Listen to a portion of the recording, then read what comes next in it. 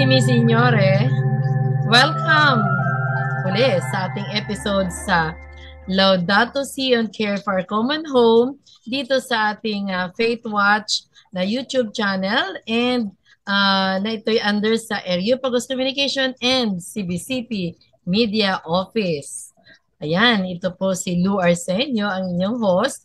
At meron tayong imported na bisita ngayon. No? Siya ay isang climate justice advocate, Laudato Si advocate, and of course, our friend. And he has been volunteering his time and his time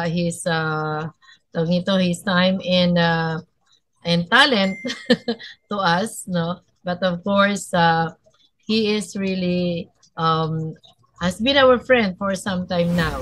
So let's welcome Luke Hinkle. Luke, introduce yourself. Hi, yes, thank you, Ma'am Lou. I'm very happy to be joining tonight and being a part of this conversation. Ma'am Lou and I have been connected for some time, and we're about to have a conversation on the importance of COP. I just recently graduated with my master's in climate justice earlier this summer from Glasgow Caledonian University, and so I was very involved with the COP26 process last year, and very happy to be a part of the conversation tonight. Okay, so welcome, Luke. And I know this is your first time, no? This program, Laudato Si on Care for Common Home, is a regular program in Faith Watch, no? It is a YouTube channel that we are fortunate to have, no? At salamat sa CBCP Media Office and Areopagos Communication for allowing us to host this. And of course, we have a co-host, no? Who's also very busy, si Rodney Galicia ng Living Laudato Si Philippines, who is now our representative in as a CSO representative in COP27, no, in Egypt. Ayan. So I hope he can make it. He is in the midst of a rally. So we'll see, no? But you know, we need to get updates on what's going on in Egypt, no? And that's why our topic for this episode, no, is actually on COP27. What is it for the poor, especially for the poor countries? And fortunately, we are also commemorating the 6th year of the World Day of the Poor that was declared by Pope Francis like 6 years ago. So tonight we are it's a Sunday. We are actually we have celebrated our World Day of the Poor, and of course it should not only be during this Sunday, this day of the month or the year, but of course we're not celebrating poverty, by the way. We're not celebrating poverty. We're just trying to remind ourselves that there are really poor people among us, no? And they need to be attended to, and at the same time kailangan din nila ng napakinggan, no? And this is in connection still with our synodality, no, that the church has embarked since starting last year. Okay, so Luke, you have mentioned you have been part of COP26, meaning you have observed, you have seen, you have participated in some of the events in COP26. Can you recall what happened in COP26 before we go to COP27? Yeah, surely. So, I mean, last year was one of the biggest COPs. It was the biggest COP since the Paris Climate Accord in 2015. No, so 5 years. What was supposed to have been, and even 5 years later, right? 2020 was pushed back 1 year. But it was the marking of all the countries coming together 5 years after Paris Climate Accord to assess how their achievements have, how it's been done so far, and to assess all the goals and where we are in regards to reaching the 1.5 degree climate limit, right? So It was very, very, very energetic. There was so much going on, including lots of protests. The Extinction Rebellion group had organized a lot in the city streets. So there were constantly, demonstrations going on and lots of activity around the Blue Zone, which is where all the delegates are. Um, and so it was a very interesting dynamic, at least for me personally. These are my reflections, but I was able to spend time in the Blue Zone with the delegates, and also as a student representing Glasgow Caledonian University. I was a student, and then also was on the streets almost all of my spare time. So I saw many different sides of COP, including the promises being made inside the Blue Room, and then you step outside into the streets and you see the protests. So it was a lot of different energies, a lot of different dynamics playing out. But I think the one thing that was how urgent this climate crisis is, and we really brought that to the forefront last year in Glasgow.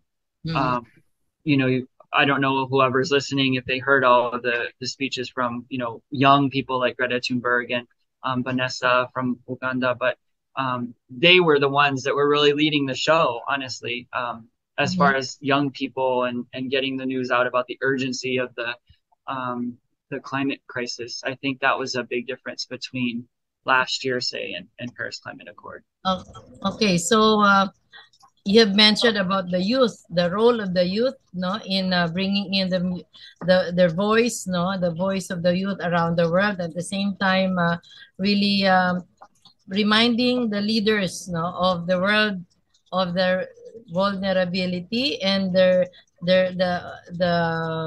fear on the future or their future, no. Kumbaga, tingnan natin and um we need I think we also would like to remind or again remind our viewers, no, that anong ibig sabihin ng COP27. Oh, by the way, I'm speaking Tagalog because I know Luke can speak a little Tagalog and can understand a little Tagalog. Na hindi talaga little, but he can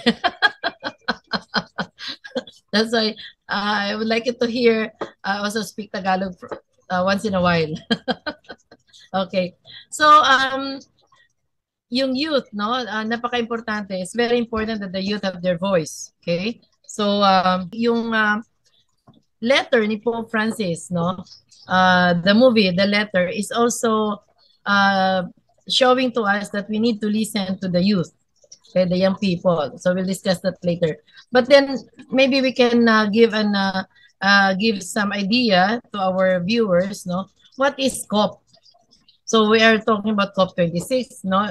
COP25, we were fortunate to be able to participate, no? In Madrid, no? That was before the pandemic. Before the pandemic, and COP was delayed a year, you know. So supposed to be 28 na ngayon. It's supposed to be COP28 na ang mangyayari ngayong taon na to, but we were not able to have that in 2020. Okay. Now, so what is COP or Conference of Parties? Okay, can you spell out that look and give some light, no, just to remind those our listeners, no, para maintindihan nila ano ba yung COP, Conference of Parties? Opo, surely. So, yung COP, ibig sabihin Conference of the Parties, di ba? Tsaka, so it's a coming together of 198 nations that have agreed to the UN Framework Convention on Climate Change. And that framework is agreeing to limit this agreement that was made in Paris Climate Accord is to limit global warming to 1.5 degrees, maximum of 2 degrees. Oh, yeah. And so this assessment now in what was last year in Glasgow was to see how far countries have come since the agreements that they made in Paris in 2015. And now this year, it's a year after Glasgow, so it's another reassessment. Essentially, every year it's an assessment of each country's contributions to this limit of 1.5 degrees. Okay. So yung COP is a gathering, no? Pagtitipon ng mga representatives ng buong ng 197 countries. Tama ba? Look, you mentioned that. 197 countries. 198. 98, sorry. 198. 198 countries, no? So, ibig sabihin, ang bawat bansa, hopefully, 198 was really are represented, no? Ang bawat bansa ay meron silang designate na representatives. It's usually it's a team, no? And this is led by usually by a negotiator, no? Noon nga, no, noon nga ang negotiator natin, isa sa naging lead negotiator natin years ago ay kaibigan nga natin si Yeb Sanyo, no, para sa bansang Pilipinas. At anong gagawin ng lead negotiators na to? Ito yung manguna para mag-negotiate, no, mag-push ng ating agenda bilang bansa doon sa conference, no? Kailangan iparamdam, ipakilala nila na ito yung concern ng ating bansa. This is what we want. Kaya timing na like 9 years ago, 2013, when Super Typhoon Yolanda struck the country, no? Napaka-dramatic nito because as the COP20 Conference of the Parties was going on, may nangyayaring calamities mismo dito sa bansa natin. So we know that just 2 days ago, we commemorated the 9th year of Typhoon o Super Typhoon Yolanda, kung saan alam natin kung anong devastation, gaano kalawak ang devastation na nangyari sa bansa natin at gaano karami ang naapektuhan at nawala, no? Hanggang ngayon, they cannot still reconcile na there were about 10,000 people, 10,000 lives were taken away from us because of the Super Typhoon Yolanda or Typhoon Haiyan, no, for international name. So, yung nangyayari na yon, and today ongoing ang COP27, yet we know na hindi ganun kadali ang negotiation. That's why we have negotiators to push our agenda kasi ang nakwento na rin sa atin ng karang taon na dito sa Conference of the Parties, may mga powerful countries that dominate the negotiation. Di ba, Luke? Kaya nga may mga nagrarally, no? So sabi ni Luke na when he was in COP26, most of the time he was in rallies, no? Rallies of different groups trying to make their voices heard. Kasi ang nag-uusap lang naman talaga ay government representatives. Hindi po kasali ang mga civil society, no? Kaya yun ang nakakalungkot, no? And of course, kung gaano kalakas ang ating negotiator at ka-aggressive, that would depend, no? Yung magiging epekto or magiging benefit para sa atin. At may mga grouping ang mga bansa. So may G77, may G7, may G20, no? Yung mga gano'n na yon nagsama-sama para mai-push yung agenda. Okay? So, dito sa Pilipinas, we are actually reminding ourselves that climate change is not leaving us. The impacts of climate change is not leaving us. Tuloy-tuloy, kailan lang meron tayong typhoon na Paeng, no? At last year, we have Typhoon Odette na very devastating, no? So, climate change is really impacting us so much. Even if we claim that we have 0.03% contributions sa ating greenhouse gas emissions, no, sa climate change, pero still tayo yung vulnerable with other small countries, lalo na island countries. Okay, so look, we are commemorating the World Day of the Poor, no, in the spirit of climate justice. What is what is at stake among the poor on these negotiations in COP27 or even the previous COPs, no? Previous COPs. So ano ang stake? What is it for the poor people? Ganyang tanong. Saktong tanong, like actually that's the heart of what COP is really supposed to be all about, no? Is this idea of climate justice, is that the poor, as we're talking about, the urban poor, the marginalized groups all over the world that have done the least, as Mrs. Liu was saying, to contribute to greenhouse gas emissions and global warming currently, they're the ones that are often suffering the most and the worst effects of climate change. So as we're talking about these typhoons hitting the Philippines, the ones that are most vulnerable are the ones that are living in these communities with no protection, urban poor communities that have no resources to deal with the storms or no knowledge. They might not have access to know when the storm is coming or to know where it's hitting or how bad. So these marginalized communities that have been intentionally marginalized by these giant systemic forces, they're not poor of their own accord. Many cases, I'm speaking very generally, pero yung ibig sabihin ko is that these communities that have done the least to contribute to the harms that are being done to the planet are the ones that are suffering the most. So that's the basis of bringing these countries together, is to ameliorate this injustice and to address it in a satisfactory manner for all. Now, there's many different ways to go about it. There's many of you may have heard talks about mitigation, climate adaptation, and the big one last year was climate finance, meaning the richer countries, as Mrs. Liu was saying, contributing what was promised to be $100 billion since 2009. Back in 2009's COP, $100 billion was promised to contribute to this mitigation among poorer countries. And that has still not been delivered. So that's just one of the issues. For example, the US backed out of that agreement. They have not contributed their amount.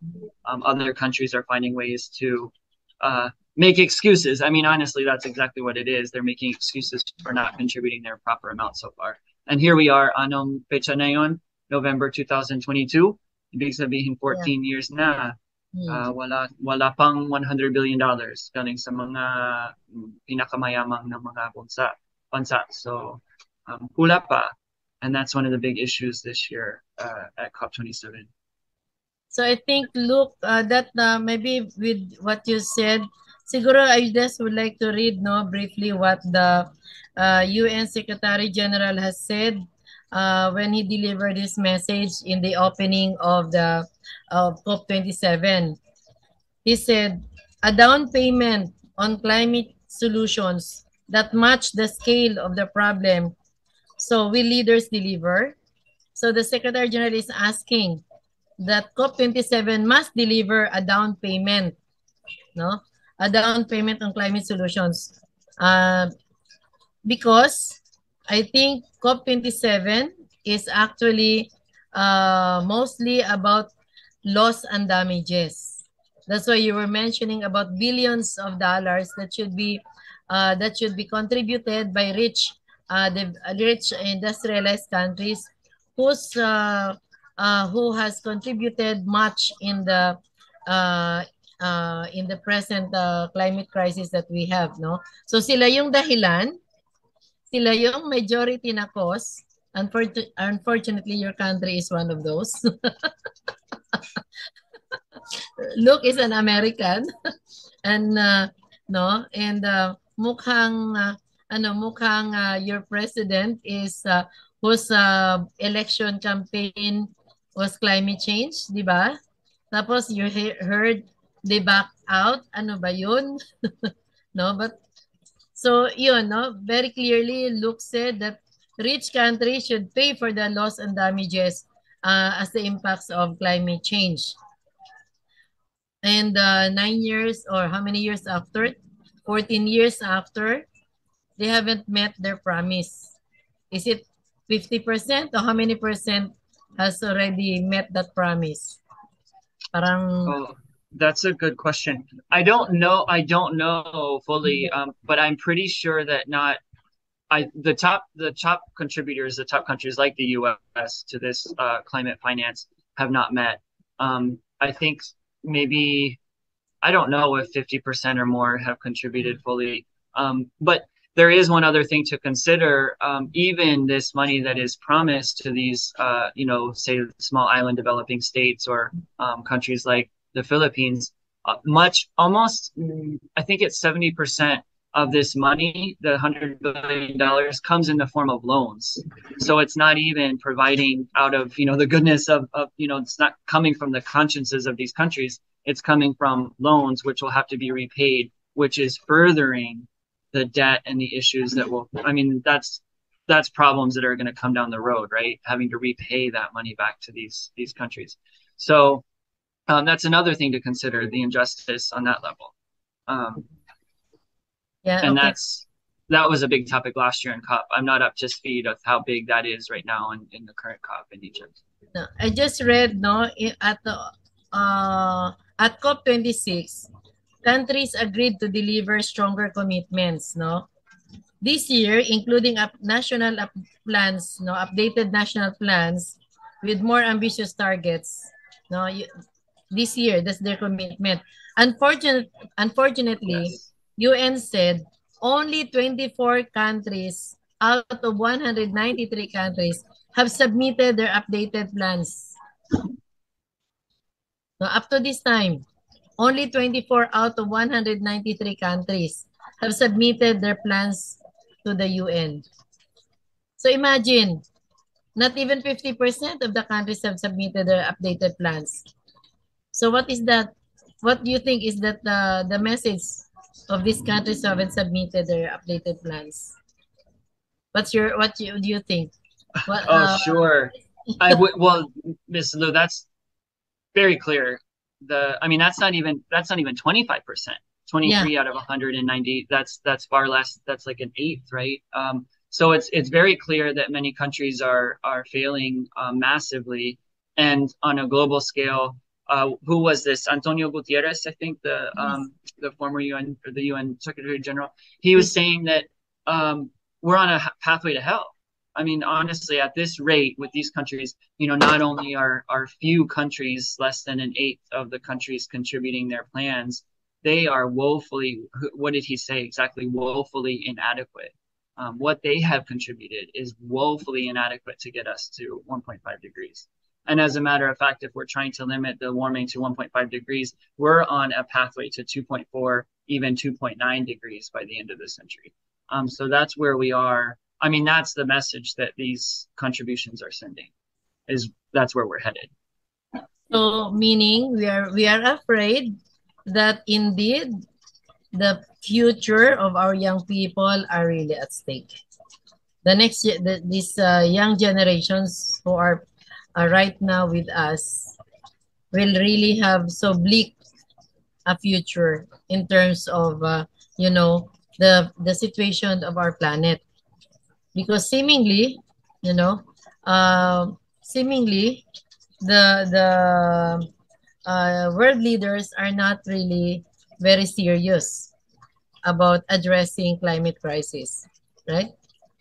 Seemingly, it looks like, especially the developed and the very rich countries, no? So, they said that this conference, okay, they said these issues include loss and damage financing so that countries at the front lines of the crisis can deal with the consequence of climate change.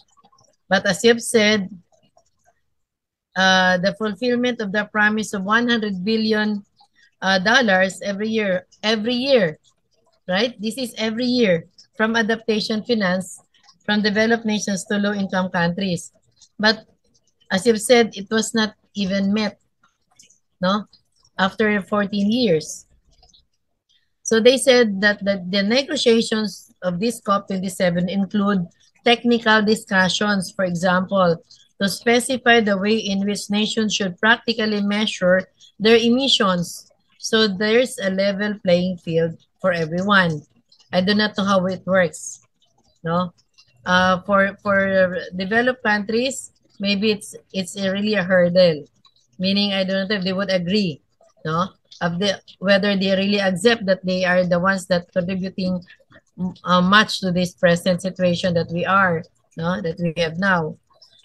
Okay?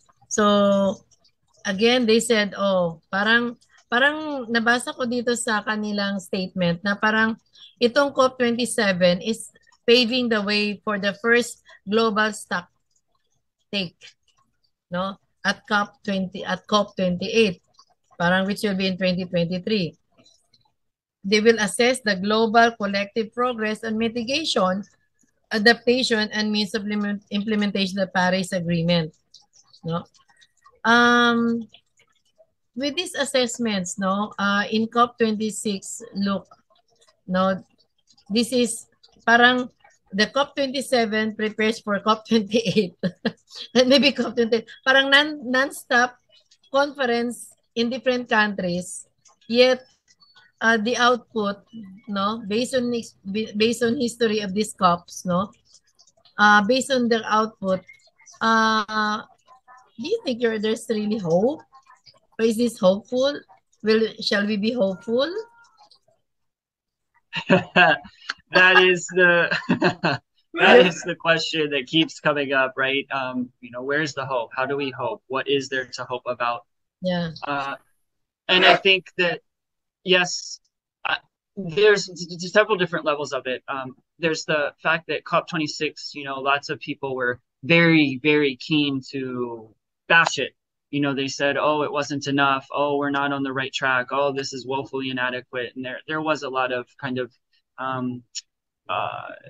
back and forth about that, right?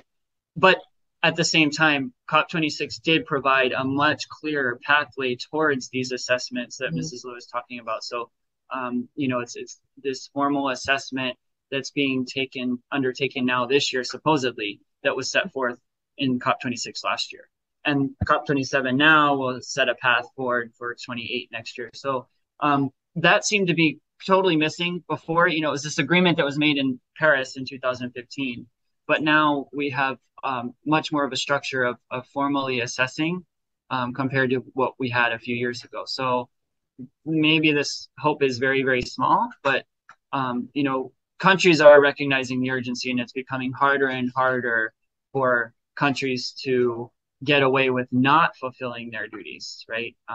In other words, accountability, I think, is increasing as more and more people recognize what these richer countries are failing to do. Accountability is really stepping up, if that makes sense. Yeah, okay. Definitely, look, climate change is not a hoax. Yeah, it is a reality. It is a reality. We need to address it. And this World Day of the Poor that we are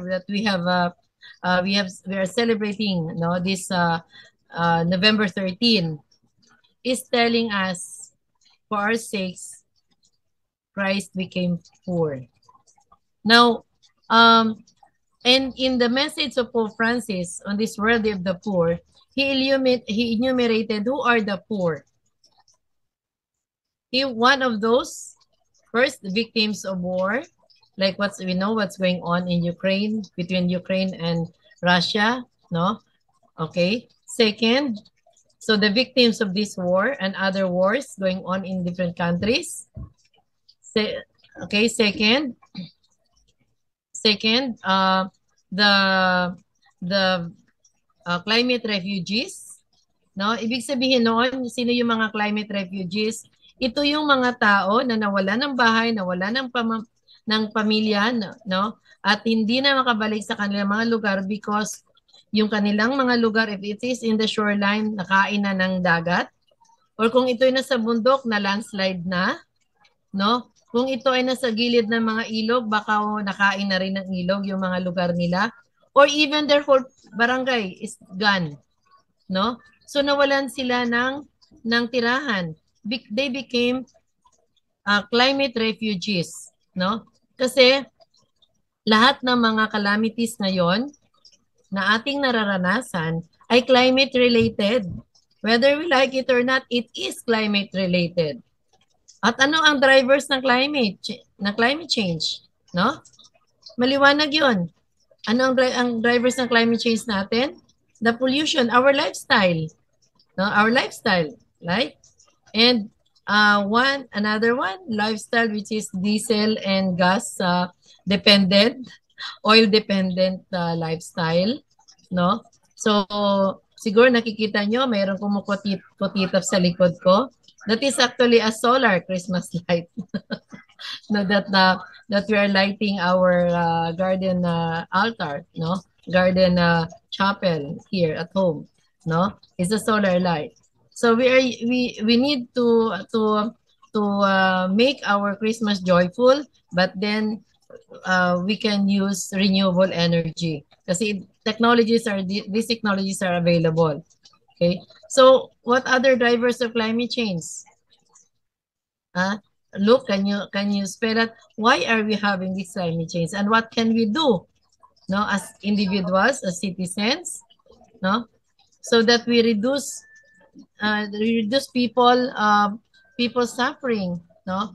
Kasi alam mo nyo, isa sa kasama sa mga dumadaming mga tao sa kalsada sa ating mga syudad ay itong mga taong nawala ng bahay, nawala ng tirahan dahil sa climate change at maliban doon, no, dinagdagan pa ng COVID-19 pandemic na hindi pa tayo totally nakaligtas doon. Ang daming nawalan ng trabaho, ng kabuhayan. And they were evicted from the houses where they're renting, no? Kaya what's your reflection, look, on what is going on now, the poverty and climate change? Ooh, yes, you hit on the big questions. Mamnu, so the big drivers of climate change, right? You already mentioned those. You know, it's our lifestyle, it's our way of consumption. You know, if we're talking from a faith perspective, Pope Francis gives it to us very clearly in Laudato Si, right? It's our belief that we can just consume and consume and consume and consume and take from this planet and turn it into a pile of filth. You know, we don't have a regard for our planet as sacred, as living, as connected to us. So we just throw everything away, and you know the piles of trash go ever higher, and the temperatures rise, and we think the air, our atmosphere, can be treated like a sewer. You know, we just pollute one time. So those are the big surface concerns, right? But this connection with the poor, again, you know, if we're talking about what Pope Francis said in Laudato Si, you know, he says we can no longer treat these issues as they are separate. We cannot treat the ecological crisis like it's over here and then the social crises that we have over here. You know, they are all interconnected. And that cannot be repeated often enough. If I said that every single day, it would not be often enough. You know, the reality is that we have these very interwoven, complex situations. You know, as you were saying earlier, there's so many reasons why the poor are suffering directly because of climate change. We can link that. You know, the refugees from Typhoon Yolanda, where did they end up going? Many of them had nowhere to go after Yolanda, right? So they went to Manila. And what did they have? Nothing when they arrived here, right? So many of them end up on the streets or without the resources they need to deal with the next storm. So it's like that, parang ganyan. And the main concern is that we believe we can treat, for example, today, you know, we hear this rhetoric over and over again. We say, well, we need to deal with the war in Ukraine. We need to secure our borders. We need to, you know, deal with Russia first, or the rising oil prices, or the inflation, and all these food insecurities. So how can we deal with climate change, right? We hear that over and over again. But one of the opening remarks of COP27 just a few days ago was that actually it's the exact reverse. We're seeing how Ukraine and Russia's conflict is a direct result of the realities that we face, how everything is so interconnected, right? Europe faces a lot of oil insecurity because of this war with Russia. So it's causing all these backlog effects. And it's showing how the climate crisis is playing into that, right? While there's so much oil and energy insecurity, the climate crisis rages on, and it creates this feedback. So we have many examples of how interconnected all of this is, and especially, you know, coming back to how it's affecting the poor, you know, the rising number of refugees all over the world. You know, that's I could go on and on and on about that, but that's coming to the forefront now in COP27 as well. Even in my own country, in the U.S., we have interior migration. The Hurricane Ian, that caused so much devastation just now. The Philippines has especially grave typhoons. This one in Miami and in Fort Myers Beach was one of the strongest that ever hit the U.S. We just keep hearing that over and over again. They just get worse and worse and worse. So, parang ganyan. It's like that. Yeah. Okay. So thank you, Luke. The very, very clearly, explained, and your reflection is really very rich, Kaya yun ang tanong natin ngayon, yung ating mga nasa kalye, kung ating tatanungin, saan kaya sila nanggaling? Anong dahilan bakit nasa kalye sila? No, we will hear that some of them, as Luke said, are actually people who were victimized by climate change. No, maliban sa iba pa mga dahilan. Kaya sa World Day of the Poor, ang Archdiocese of Manila ay nag-gather ng about 500, 500 street people para magkaroon ng encounter. Nagkaroon ng encounter at usap-usap, kwento-kwento, sa kanilang kalagayan. So parang ito yung sinasabi natin sa Archdiocese na audiam, listen, pakinig, pakinggan natin sila, ano yung kanilang hinaing, anong naramdaman nila, ano yung kanilang concerns, Kaya it is journeying.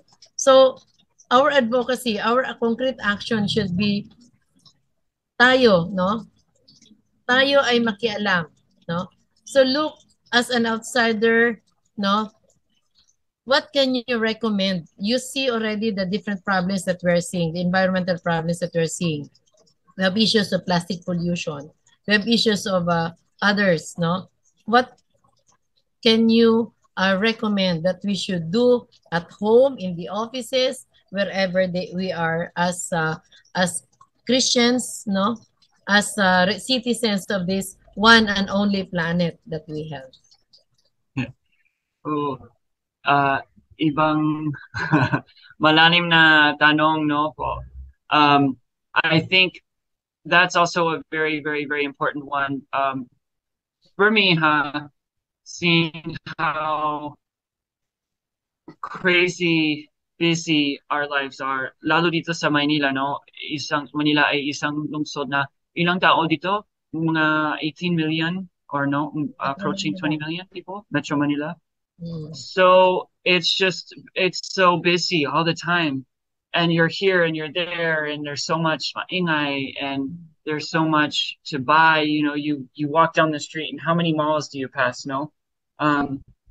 And it's like that all over the place, right? Like in many, many, many, many cities, you're just always going. Our lifestyle is so busy. I think the most important thing that I've discovered is, taking time to just stop and pay attention, for me, is very important. We have an event every Monday. Right now, it's scheduled every Monday at the Mega Mall dito sa Manila, sa kabilang kapilya, sa taas, floor 5, and we see people rushing by, and then we see hundreds of people all day, and we see maybe one or two stop at our e-hub activities. Para sa akin, malungkot, diba?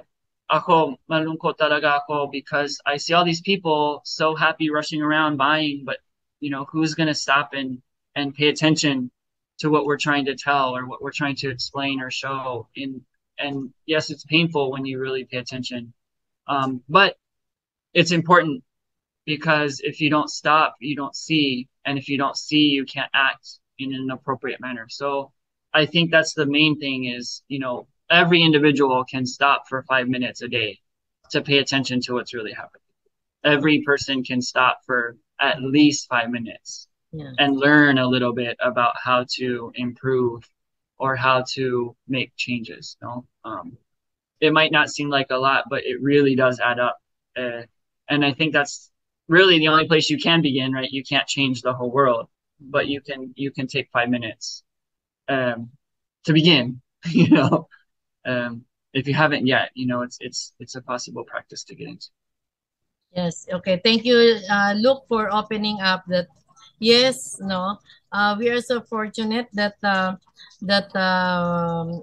we are given a space in SM Mega Mall through the chapel, the Eucharistic Lord Chapel, a place where we can learn more about Laudato Si, about how we as citizens of this planet should take care of our one and only home and provide a better uh, world for the next generation. So we're inviting everybody, our listeners, our viewers, our everybody from Metro Manila especially, and all those who are making tawag nito, their shopping in SM Mega Mall to please drop by, at the eHub. We have an eHub which is just near the chapel. It is a place where you can learn about Laudato Si. You can watch the film, The Letter, and have a discussion kasi hindi pwedeng panood, pwede tayong manood kahit in our own homes. Pero ang tanong doon, who would explain to you what this film about? What is its implication to our faith, no? To our way of life, to our daily life situation or our lifestyle, no? So maganda sana, and then of course maganda kung manood kayo with us and have a discussion and show your commitment for the planet, for God's creation. So we call that eHub, Evangelization Hub. And this is open Monday to Sunday, but Ecology Ministry has slots every fifth Sunday and every Monday, no, from 10 a.m. Up to like 6 p.m., no. So sana ay kasama namin kayo, magkasalamuhan namin kayo dahil may programa tayo, no. Ang mga program natin ay dito magdadasal din tayo on we'll have a Laudato Si prayer. Then we will also have some workshops and other things that you can joyfully participate, no? I hope to see you there. So with that, let us remember what the Saint Paul said, no? Jesus Christ became poor for our sakes, no? And anong ibig sabihin noon? Siyang Diyos na nagpakumbaba para maging tao at maging katulad natin. Hindi maging katulad natin na waldas sa kalikasan, kundi maging katulad natin na tagapangangalaga ng kalikasan at ng kapwa-kapwa. Kaya itong ating Laudato Si program ay naglalayon na makatulong na mapalawak natin yung ating kaalaman, ang ating kaisipan, ang ating pagkilos para sa pangalaga ng ating isang planeta.